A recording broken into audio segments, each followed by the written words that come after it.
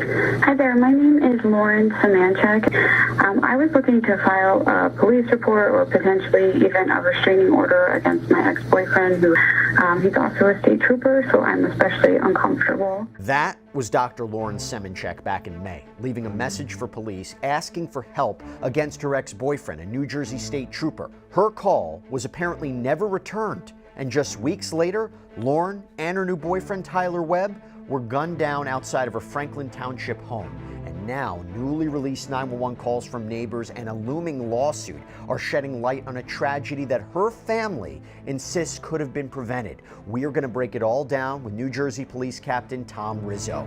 Welcome to Sidebar, presented by Law&Crime. I'm Jesse Weber. All right, we got to talk about this. We got to talk about this latest development in the tragic case of Dr. Lauren Semanchek. And it comes from a chilling voicemail that she left with police. And it's one that her family says was never returned. In that message, recorded on May 20th, 2025, the 33-year-old veterinarian sounded both calm and deeply uneasy as she tried to take steps to protect herself from her ex-boyfriend, New Jersey State Trooper Ricardo Santos. I was looking to file a police report or potentially even a restraining order against my ex-boyfriend who he's also a state trooper, so I'm especially uncomfortable. I just stopped in the office, but nobody was available. And what makes that so chilling is that less than 3 months later, Semanchek and her new love interest, her boyfriend, 29-year-old Tyler Webb, were shockingly gunned down outside of her home. And what's even more harrowing, neighbors apparently did hear the shots and the screams the night she was killed. Multiple 911 calls came in from Upper Kingtown Road in Franklin Township. My boyfriend and I just heard something very strange. We heard gunshots and also screaming. Yeah, no, it was very loud. It was the screaming that made me a little nervous. Now, police did respond, but the thing about that is, records show they apparently drove past Semanchek's house without stopping, never locating the source of the noise. And by the next morning, it was Lauren's father who discovered the bodies of his daughter and Tyler. This is according to Lauren's sister. And they were both found outside with Tyler on the back porch. Now, her family is planning on suing.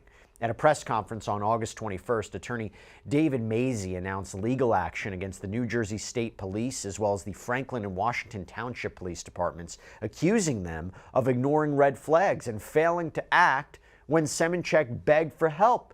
He told the media that a notice was filed with the intention to file a formal lawsuit, pointing to state directives that require when an officer is accused in a domestic violence case that internal affairs has to be notified immediately and that the officer's weapons have to be seized. But according to attorney Mazie, he says none of that happened. And we're going to dive deeper into the details of the lawsuit and the tragic final moments of Lauren's life when neighbors called police and what she specifically said in her May 20th voicemail. But first, to really understand how we got here, we have to rewind about a year before these killings, back to the fall of 2024. Why? Because in September, this is per Lauren's family, that is when she ended her relationship with Lieutenant Ricardo Santos, a veteran trooper who had once served, by the way, on New Jersey Governor Phil Murphy's security detail. And reportedly, Santos didn't take this well at all. Family, friends say that he began stalking and harassing Lauren in the months after the breakup. Her older sister, Diana, told Pix 11 News that when Lauren blocked his number, these calls would keep coming in from restricted numbers. She also, per her family, believed that he was following her, prompting her to place cameras in her car. By October, we have these text messages we got to talk about where she was already threatening to get a restraining order if Santos didn't stop. These messages that were obtained by the New York Post reportedly show these communications between the two. And we couldn't independently verify, but based on the reporting, this is what it says. They include exchanges like Santos saying, "So please stop making this about me being, again, a piece of trash in some level, or how you're going to now threaten me with authorities. I do not even know how to take that from you." Lauren responds, "I feel threatened. I am a single female who recently had water in her gas tank, a recording device in my room, and now this." Santos says, "If you ever really want to talk about it, we can just own it and stop making me out to be a piece of garbage." Lauren apparently responds, "I'm done communicating with you. If you continue to either reach out to me or invade my privacy in any way, I will be getting a restraining order." Santos apparently responds, "Take care, Lauren. Hope you nothing but the best. A good person you are not." Now, by early 2025, her concern had deepened, to say the least. She even confided in a female colleague of Santos, telling her about Santos's erratic behavior, though it's kind of unclear what came of that. And then came May. On May 19th, Lauren's car was reportedly vandalized while she was at work, keyed across the side. So she apparently goes to the Washington Township Police in Morris County to file a report. And according to the report that was reviewed by the New York Post, officers there called Santos directly, warning him to stay away from her. He apparently denied involvement, but agreed not to contact her. And then the very next day, May 20th, according to Lauren's own words in that haunting voicemail, she drove to Franklin Township Police in Hunterdon County, where she lived, hoping to take stronger action. She asked about filing a restraining order, but was told no officer was available. So instead, she was handed a phone number, which again led to this now infamous voicemail that she left that afternoon. Hi there, my name is Lauren Samanchek, and I live at Upper Kingtown Road in Pittstown, New Jersey. I was looking to file a police report or potentially even a restraining order against my ex-boyfriend who has been harassing me. He placed recording devices in my home, has continued to text me and call me, and then I just came out last night from work and my car had been keyed and I have no idea who did it, but I don't have anybody else in my life with any animosity. He's also a state trooper, so I'm especially uncomfortable. I just stopped in the office, but nobody was available, so the girl at the front desk gave me this number. If you could give me a call back when you have a moment, that would be great. My phone number is... Thank you. Now, by the way, we definitely wanted to bring you this story. There's so many important points to address here, and I want to thank our sponsor, Upside, for their support in producing this episode for you, because Upside is great. It is a free app that gets you cash back when you buy daily essentials. So I pump my gas, I can use Upside. I go out to lunch, I can use Upside. I maybe get something at a convenience store, I can use Upside. And why not get cash back when I do all these things, right? This is actual real cash back. It's money that appears in your Upside app that you transfer right into your bank account. So once you have the free Upside app, you claim an offer for whatever you're buying on Upside. You pay as usual using a debit or credit card. You follow the steps on the app, you get paid. So to find out how much you can earn, click the link in the description to download Upside or scan the QR code on screen. But make sure to use our promo code Sidebar because you'll get an extra 25 cents back on every gallon on your first tank of gas. And that voicemail was apparently never returned. That's the allegation. By the start of the summer, Lauren began dating Tyler, again, this 29-year-old mechanic, volunteer firefighter.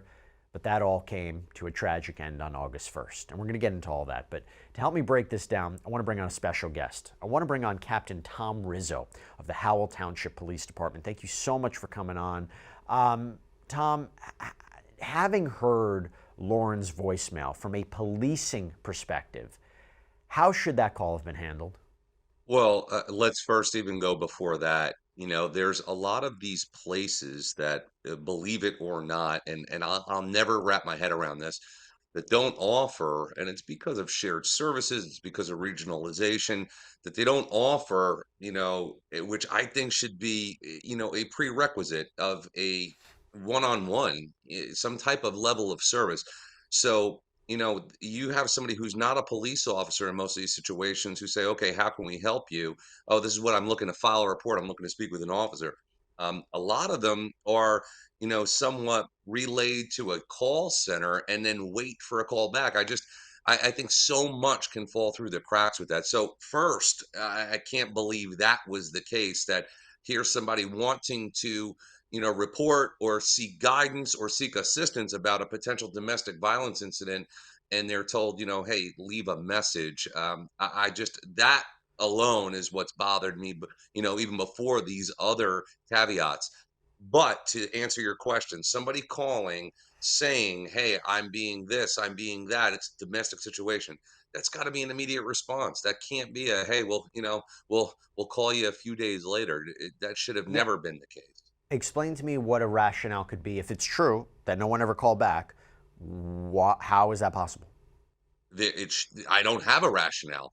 And what I'm saying is believe it or not, and this is what bothers me, there shouldn't be a scenario where there aren't resources. I'm not, now listen, some places are different than others, and they have skeleton crews that are trying to cover a large geographical area, and we can go into those types of what ifs. But to go without a call back within a reasonable amount of time, and I'm saying within that shift of somebody, I can't give you a rationale. Should this have triggered an immediate internal affairs investigation? I mean, when you're talking about a law enforcement officer, that can be complicated, right? It's not just a report about being threatened by John Smith, but a member of law enforcement. How complicated is that? Does it automatically trigger internal affairs? How does it work? And I've made this point before. It's actually, and I understand how people feel about this, but if you took the same scenario of a civilian who is being accused of, let's just say, for hypothetical harassment, and you take that same scenario, but the accused is a law enforcement officer, yeah, there's more that gets done because it's a law enforcement officer. What do I mean? Departmentally, there has to be an immediate notification in who's ever taking the report to a supervisor officer of, hey, we're taking a report right now and it involves a police officer. So that's internally. Then there's an immediate notification to the employing agency of the accused. Yes. Now, due process is important, not just for, police, but for people. So if there's, the scenario about the keying of the car, she's reporting it, and to her she's saying, look, I know it's this guy, because in her heart that's who she believes it to be, and may very well probably was, who knows, right? But that's where, regardless if it's a police officer or not, there has to be an investigation that ensues as to, develop, is it or is it not. But regardless, the accusation of a domestic violence incident, and there's a long list of what those are considered, triggers immediate notifications inside the reporting agency and to the agency that employs the suspect officer. Absolutely. What's crazy is she tried to do the right thing, right? She tried to use the system to help her, which is just so distressing and so upsetting about this. By the way, side note, because we're going to get into this a little bit more, do officers typically, when you think about what happened here, do officers typically get periodic psychological examinations? I mean, being on the job, this is kind of a situation where it doesn't seem it was related per se to what his work duties were, but you got to unpack what happened here, and it did make me wonder, do officers typically get periodic psychological evaluations? That's my wheelhouse. That's my passion about mental health resilience. And I am a very outspoken critic of, how the system works. You're required to do that upon initial onboarding and hiring. Some places do it when it comes to time for promotion. Others will do it when when they're triggered by critical incidents. Others could be triggered by the early warning system when things uncover themselves. And again, a substance abuse problem, or some type of there's extended absenteeism, or some type of, maybe they're having an incident at home. There's trigger events that can, but there's no boilerplate as to as far as requirement, except if there's a hiring, some places a promotion, or if there was a critical incident and or a disarming of somebody. So they're not supposed to be rearmed, and that could be for a laundry list of reasons, until they're seen by somebody for what we call fitness for duty evaluations. So let me unpack a little bit what happened on that day. So according to police, on the afternoon of August 1st, Lauren left work at around 5:25 p.m. Surveillance footage from her in-car camera showed a white Mercedes belonging to Santos following her. And this is before hiding out in the woods just near her house. Just before 7 p.m., Tyler Webb arrives at her house. Minutes later, that is when the neighbors heard it. The gunfire, the screams, and then the silence. Multiple 911 calls poured in that night, neighbors reporting exactly what they had heard. Gunshots and screaming echoing through this quiet street. And for the first time, we can hear those calls. I don't know if I'm watching too many movies or what, but, my boyfriend and I just heard something very strange. We heard gunshots and also screaming. And the screaming sounded, pretty close. And then, when it stopped, the last shot, it was quiet.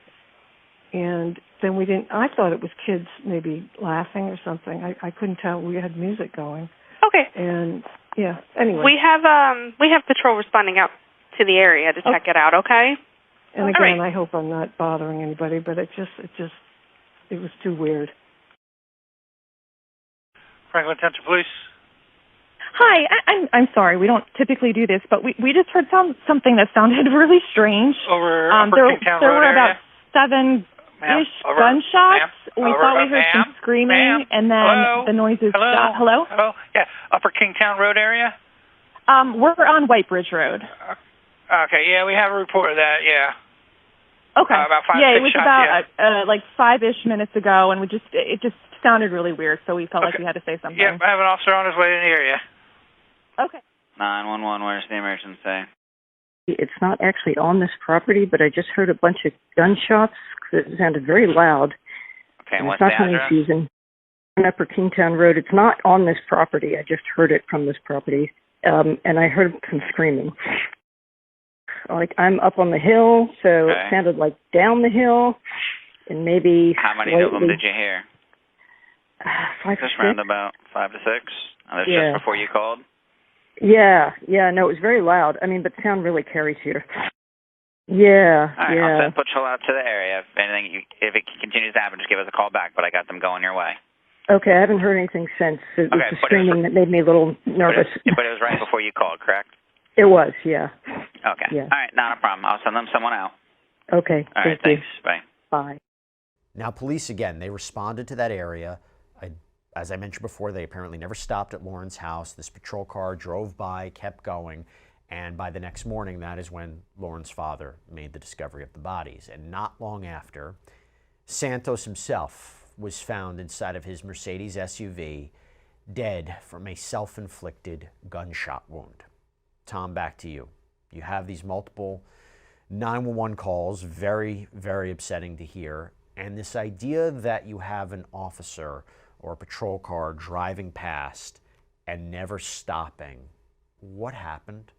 So, again, this is what frustrates me because people, like you said, they tried to use the system. One of the systems would be calling 911 to report something. And what do people expect when they do that? For the report to be, taken and considered and investigated. Now, if you notice where they say, look, we don't know, could have been kids, could have been fireworks. Does that happen? Sure. When you add on screaming, when you add on multiple calls, at the very least, I don't have a problem with doing a drive by the area. That would be protocol, right? Because you want to use all of your senses as the responding officer to see. Maybe let me listen for myself. Now, is there anything that happened after that? Do you now have another 911 call of somebody injured? So you have to take all that into account. Once you're done doing that and none of that happened, at the very least, it should have been, all right, who's the caller? Right? Let me now go talk to the caller because as kids, we all played the telephone game. So who knows what the original caller to the call taker, and then what was relayed to the officer. There's always going to be information that was missed along the way that the officer himself or herself would want to hear directly from the caller, or in this case, multiple callers. And that would have at least pointed the responding officer toward direction of her home. Now, would he have been able to save either of them? We'll never know. But at the very least, that would have prevented this girl's poor father from then having to come a day later and discover what he did. And these 911 calls are so important because if there was actually a trial, talk about reporting in real time, right? Gives everybody a time of this incident happening, time of death, things of that nature. I'm just thinking from an evidentiary point of view. But do you have questions here? If this is true and you have a patrol car that drove by and never stopped, do you have questions about this department's training, staffing, judgment? What would you like to know?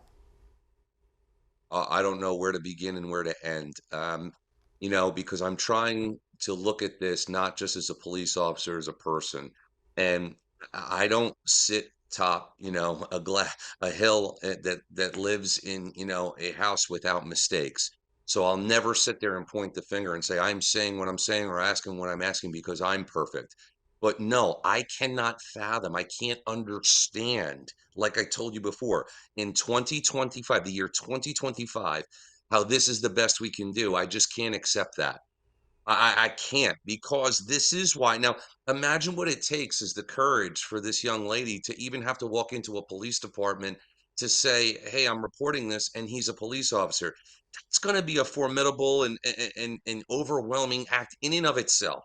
So, if at the very least we want to sit there and make people have this connection with us, have them have faith in us that we're going to do the right thing and then we're going to take it.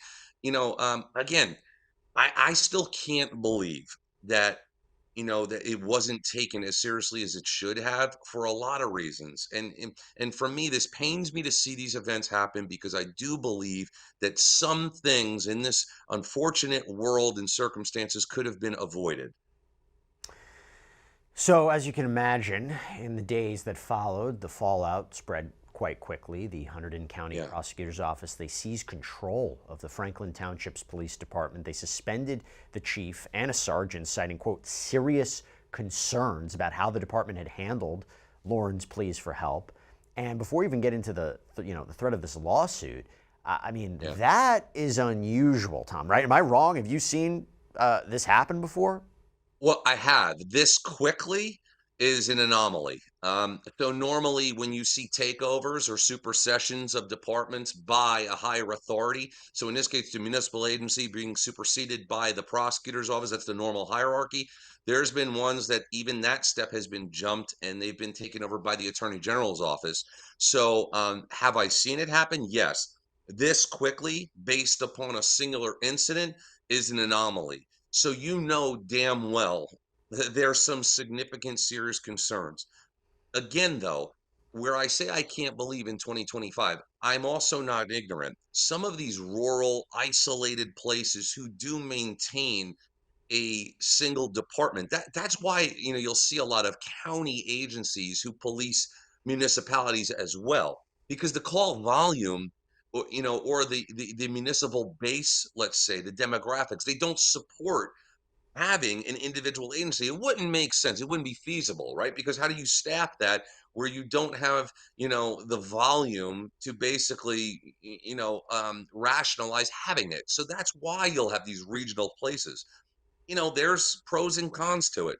But if at the very least, if you can't sit there and police something like this, then I don't know what you were doing to begin with. So I think the prosecutor's office, no doubt, probably looked at this and see how egregious it is. But then in addition, are probably scratching their heads saying, oh my God, we hope we don't uncover more.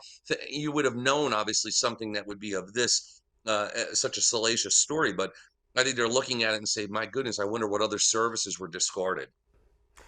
And now comes the threat of a lawsuit from the families who say that Lauren and Tyler, might have to, they might still be alive if police had followed their own rules. The attorney, David Mazie, laid out the allegations clearly. No one called her back. Franklin Township Police Department did absolutely nothing after having this complaint.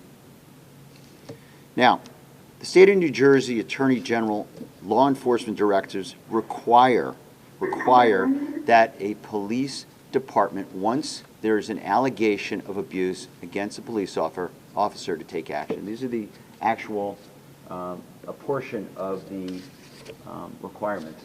It says, whenever an officer is involved in a domestic violence incident, either as an alleged perpetrator or as a victim, Internal Affairs must be promptly notified.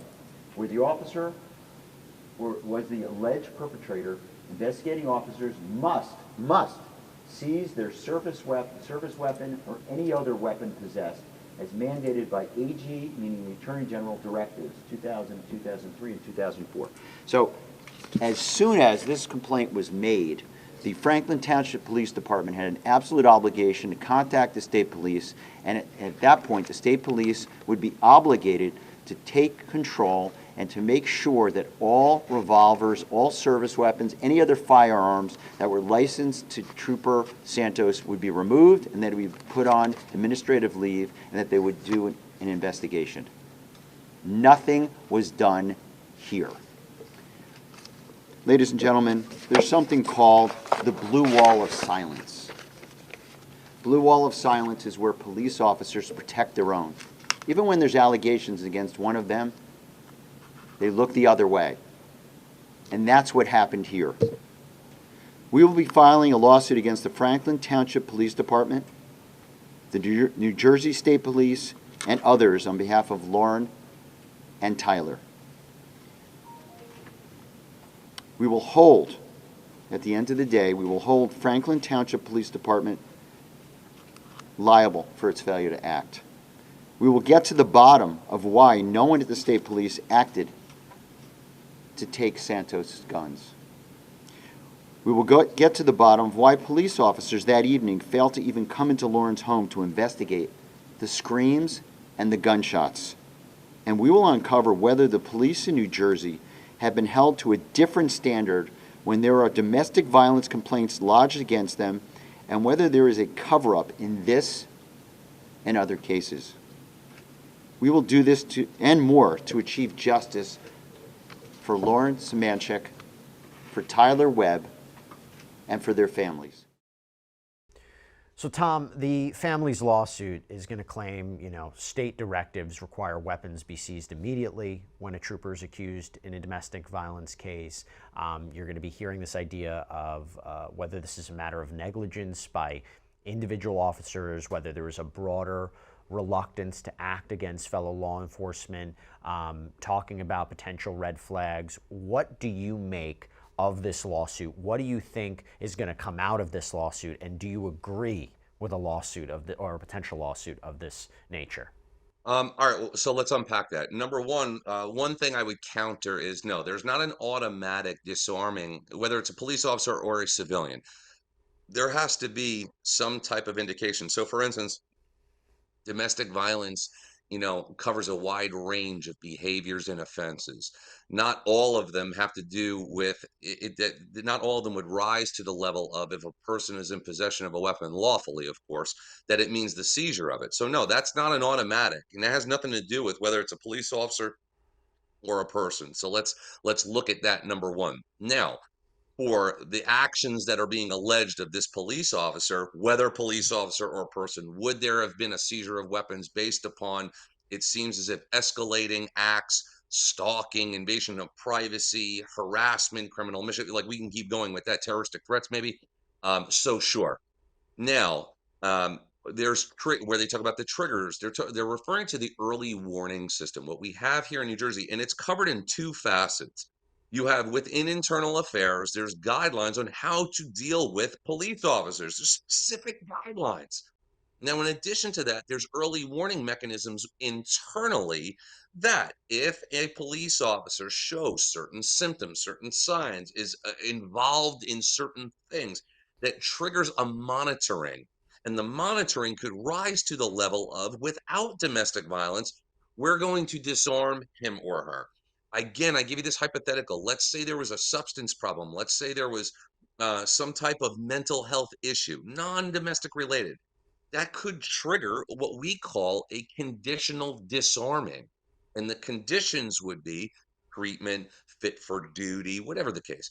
When we start to see progress, they can then conditionally rearm. And that means in some situations, hey, you're allowed to carry your duty weapon while you're working. You're not allowed to be in possession of personally owned firearms. So there's a lot of layers to that. So I think the lawsuit, what they're going to do is look into, hey, was there these things that should have triggered these mechanisms that were never employed? I think that's an automatic. I think the lawsuit is definitely going to look into and corroborate, what exactly did she convey as these reports? So did she just look for guidance, or did she make the allegation? If she made the allegations of everything I read, yeah, that would have triggered all of these things to happen. So if they didn't, there's going to be a lot of answering as to how was it negligent. I don't, I've seen the insinuation and the implants of this whole, the police taking care of the police and the blue wall thing. And again, I'm prepared to have stones thrown at me for this. The only reason why I don't in my heart, believe that that's appropriate here is because you look at what we just talked about. The 911 calls, it's no indication of, hey, and it's a police officer. There's no mention of that. It's just, hey, we hear gunshots and we hear screaming. And they didn't even follow up on that. So I think that there was negligence here. I think the other stuff that the family has every right to feel, I think would, require a bit more peeling back some of the layers to see if that was the case here. No, that's a good point. That's a good point about those 911 phone calls. Look, hopefully we get a little bit more information, a little bit more answers as a result of this, and we'll see if the lawsuit does progress. But I will say this much, bringing it back to the victims here, because despite these horrific circumstances surrounding their deaths, you have friends and family who are doing their best to grieve and remember Lauren and Tyler for the lives that they lived. Lauren Semenchek's obituary captures her spirit. Reading in part, she was selfless and compassionate. Her inner peace came from spending time with her friends and family. Lauren had a non-judgmental soul and an acceptance of one and all. Tyler Webb's obituary reflects the same kind of warmth. Part of that reads, Tyler found true happiness in just being with people. He was always helping anyone in need, and through his kindness, he has touched countless lives and brought many groups of strangers together to become friends. Just a really, really sad case. Captain Tom Rizzo, thank you so much for taking the time. Appreciate it. It's a pleasure and an honor. Thank you so much. And that's all we have for you right now here on Sidebar, everybody. Thank you so much for joining us. And as always, please subscribe on YouTube, Apple Podcasts, Spotify, wherever you should get your podcasts. I'm Jesse Weber. I'll speak to you next time.